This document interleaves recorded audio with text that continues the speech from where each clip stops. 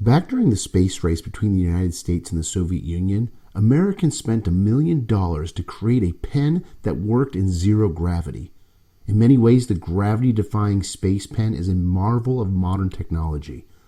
Russian scientists, on the other hand, confronted with the same problem of writing in space, found a much cheaper solution. It's called the pencil. This one story from decades ago reveals the vast difference in how Americans and Russians approach problem solving and resource management. And it turns out that it's also one very big reason why Russia's military is better than America's. No one will deny that for decades the United States was the world's premier superpower. This was especially true of the 1990s and the early 2000s, until it drained away its resources and military in the bungled war on terror. The U.S. spent 2 decades playing whack-a-mole with its military, spending vast amounts of money toppling regimes, and racking up a mind-boggling national debt through its trade deficits and unchecked money printing. The U.S. and its allies in Western Europe are now being confronted with the problems all declining superpowers face. Confronted with decline but possessed by the false idea that things can never turn against them, great powers fail to make the tough decisions and long-term strategic planning necessary to maintain their global preeminence.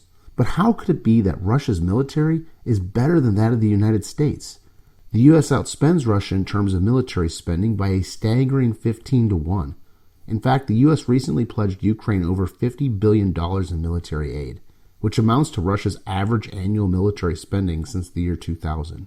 And surely Russia has nothing that can compete with the mighty American aircraft carrier battle groups, which taken together are more powerful than the combined navies of every other nation on the planet.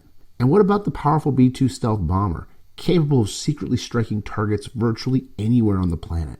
Well, these are all great points. There are many arguments for Russia's military worth considering, especially as the possibility of World War III looms on the horizon. So join me in this video as we explain why Russia's military is better than that of the United States. Welcome to Religion, Sex, and Politics, your place to talk about the 3 things we're not supposed to talk about. If you haven't already, subscribe and ring the bell.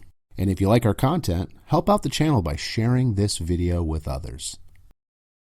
After everything we just said about how the U.S. military spending dwarfs that of Russia, we have to point out that the quantity of spending isn't always as important as the quality of spending.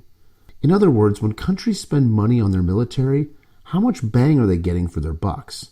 And if we judge U.S. and Russian spending on this standard, Russia is leaps and bounds ahead of the U.S., which seemingly can't help but flush billions and billions of dollars down the drain on weapon systems that are a failure or far too complex for their own good. Consider, for example, the Zumwalt-class destroyer.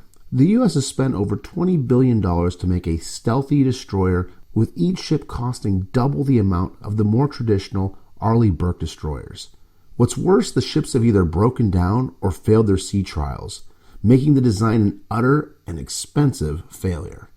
You might have also heard of the F-35 Joint Strike Fighter, a capable plane to be sure, but one that is years behind in its production schedule and running nearly $200 billion over budget, with each fighter costing over $90 million on average. It's also reported that at any given time, roughly 1/3 of all F-35s are grounded with maintenance issues. Being the premier superpower with vast sums of money has made the United States careless with its resources. And this is perhaps not only to production, but also to its weapon stockpiles as well. Recall that in August of 2021, the U.S. left nearly $1/10 trillion worth of military hardware during its humiliating retreat from Afghanistan. Even now, the U.S. and its allies are sending weapon systems and ammunition to Ukraine that are being destroyed or captured at an astounding rate. Russia, on the other hand, has much less to spend on its military, so it's used its limited resources strategically on projects it deems most necessary. Which brings us to the topic of weapon systems. The U.S. is not only blowing money on ships that won't sail and fighters that are exceedingly expensive, but it also seeks to dominate each and every aspect of war making. Be it on land, in the air, or over the seas, the U.S. must spend vast sums of money on military hardware for use in any given battlefield situation. Unlike Russia, the U.S. seeks to project its power everywhere in the world and in any environment, thus necessitating all the more research and development, along with many varieties of military platform production. Russia, on the other hand, is interested only in its nearby environs, not power projection across the globe. What's more, Russia has prioritized certain weapon systems that fit its war-making strategies, making sure it dominates these specific areas rather than attempt to be a jack of all trades but a master of none. In this way, Russia has paid close attention to its missile systems, air defense systems, submarines, and armored vehicles. Let's take a quick look at each. Russia now joins China as the only other nation to possess hypersonic missiles. These missiles are capable of traveling at mind-boggling speeds, hitting targets that are utterly unable to defend themselves from the attack. These hypersonic missiles, however, have a relatively short range, which is why Russia just finished its work on the Sarmat intercontinental ballistic missile, which is not only the world's largest nuclear-capable missile, but it can also carry Russia's hypersonic missiles anywhere on the planet. This means that Russia now has the capability of sinking the entire U.S. carrier fleet, as the U.S. lacks the ability to shoot down hypersonic missiles. And speaking of air defenses, Russia is playing a leading role in this area of military hardware. Russia's S-400, S-500, and S-550 air defense systems are among the best in the world. Indeed, Russia's new S-500 is said to be the only air defense system capable not only of destroying low-orbiting satellites, but also of shooting down hypersonic missiles. So while China and Russia are the only two nations with hypersonic missiles, Russia alone is capable of using theirs to strike targets anywhere in the world while also being able to shoot down incoming hypersonic missiles. This alone is a military game changer. At sea, Russia certainly can't compete with the U.S. in terms of total surface vessels.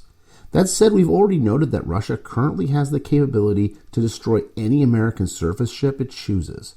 What Russia is doing, however, is developing ultra-quiet nuclear-armed drone submarines that can lurk off the coast of adversary nations, ready to strike if need be.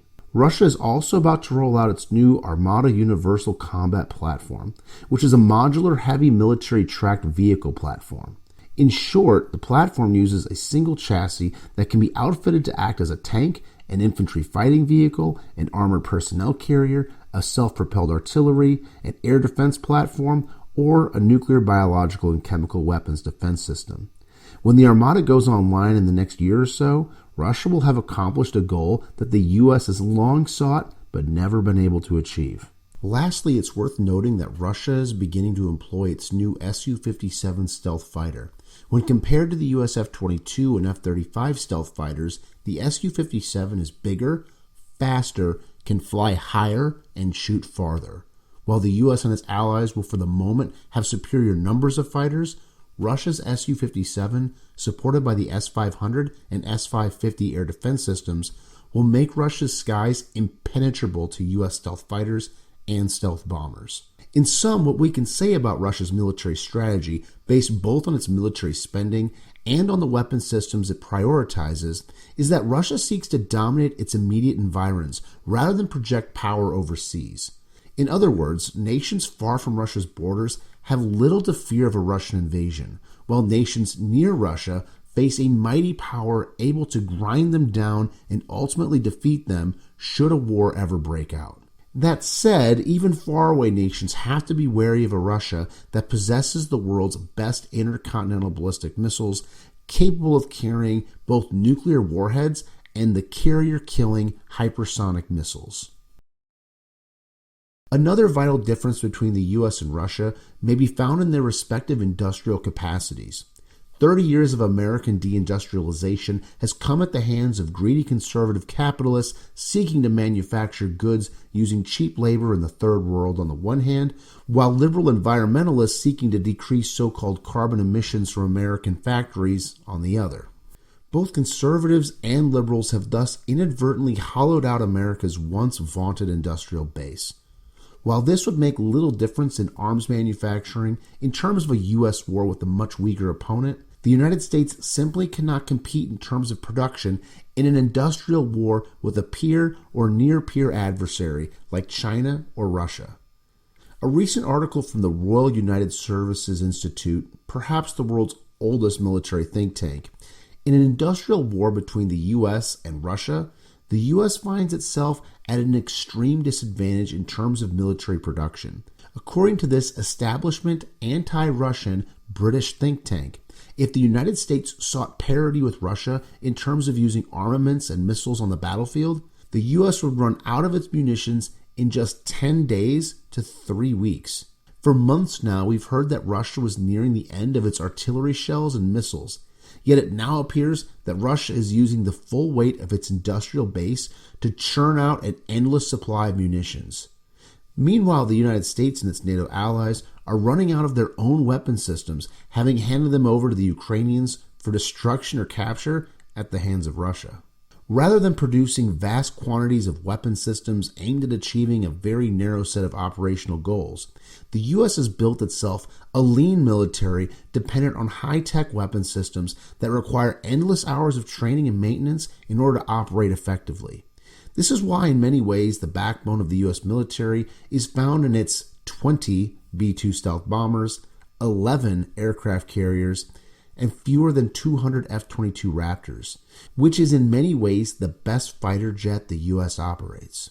Sadly for the United States, all three of these weapon systems are subject to quick annihilation by Russia's S-500 air defense system, along with its invincible Sarmat-launched hypersonic missile system. If we set aside the use of nuclear weapons, it appears that the U.S. military is simply incapable of defeating Russia in a Eurasian ground war. Once more, nuclear weapons aside, nations like the United States have very little to fear from a Russian invasion, as Russia lacks the surface fleet and logistical tools to launch any kind of overseas invasion. Does that by definition make the U.S. military, which is capable of launching limited overseas campaigns, the best military in the world? I don't think so. The fact is that, as Clausewitz taught, war is a continuation of politics by other means. The United States may have the ability to topple weak regimes across the planet, but we've seen time and time again that such regime change wars ultimately end in American defeat. In the final analysis, the United States simply cannot defeat the Russian military, nor can it vanquish the Russian people in a protracted conflict. The U.S. today, with its empty store shelves, high inflation, out-of-control money printing, and excessively large military spending, is reminiscent of the Soviet Union in its waning days. Yes, Christian America successfully brought about the collapse of the Soviet Union, but now Christian Russia is revealing that the United States and its allies, the true successors of the atheist Soviet Union, are nowhere near as powerful as they once were. And in the months ahead, the ultimate collapse of Ukraine will prove just how powerful the Russian military truly is. Feel free to drop us a comment about today's video. Give us a like and share this video if you enjoyed today's content. It's a great way to support the channel and help inform others. Thanks so much for watching, and see you next time.